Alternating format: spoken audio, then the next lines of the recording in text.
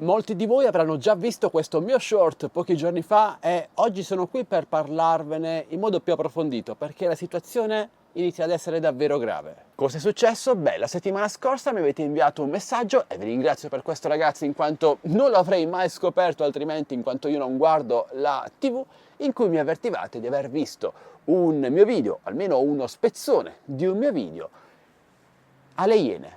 Una trasmissione sulla TV, molto seguita, molto famosa. Il problema ragazzi è che io non ho mai autorizzato la diffusione di un mio video. Perché sì amici, esiste il copyright, esiste il diritto d'autore, qualsiasi nostro video pubblicato online, qualsiasi nostro contenuto è protetto proprio dal copyright e non può essere ripubblicato senza il permesso del suo autore originale. Cosa che invece purtroppo molte trasmissioni televisive, in questo caso le Iene, che purtroppo da quanto ho capito parlandone con altri colleghi non è nuova comportamenti di questo genere, ma comunque succede tantissimo in TV, vengono prelevati da YouTube dei nostri video completi, spezzoni, quello che è, insomma è sempre tutto materiale coperto da copyright e viene ripubblicato poi nei loro servizi televisivi. E questo ragazzi non va assolutamente bene. E tra l'altro in una trasmissione come Le Iene in cui vogliono quasi passare per paladini della giustizia e poi fate queste cose, ma non si fa. Specialmente quando proprio determinati programmi televisivi criticano in modo così aspro noi youtuber, noi content creator digitali. Che fate? Prima ci criticate e poi prendete il nostro materiale senza nemmeno chiedere a noi il nostro permesso, che poi magari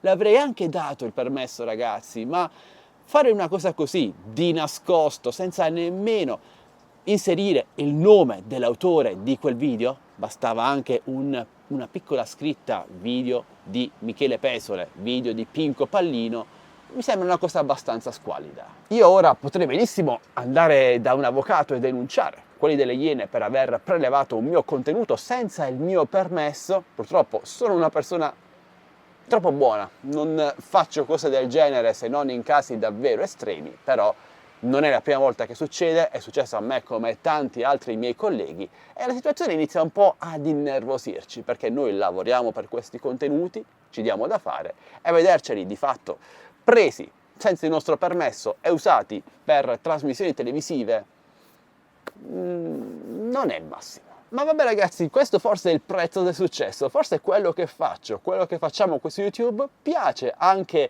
a questi programmi televisivi e vogliono attingere dalla nostra conoscenza, da quello che facciamo. Quindi sotto un certo aspetto è un riconoscimento al nostro lavoro. Detto questo ragazzi, ci tenevo solo a mettere in chiaro le cose perché era giusto farlo. Ditemi ora voi cosa ne pensate lasciando un bel commento qui sotto, un bel like per supportare come sempre il mio lavoro, iscrivetevi al canale se l'avete già fatto. Siamo già oltre 90.000, quasi 91.000, ci avviciniamo ai 100.000 ragazzi, grazie davvero a tutti. Vi aspetto come sempre anche nel mio canale Telegram ufficiale TechBest Daily, linkato nel primo rigo qui sotto in descrizione video con regalini, coupon, segnalazioni di nuovi video e tanto altro. Vi saluto e vi do appuntamento al mio prossimo video, spero sempre qui e non in qualche trasmissione televisiva, sempre qui.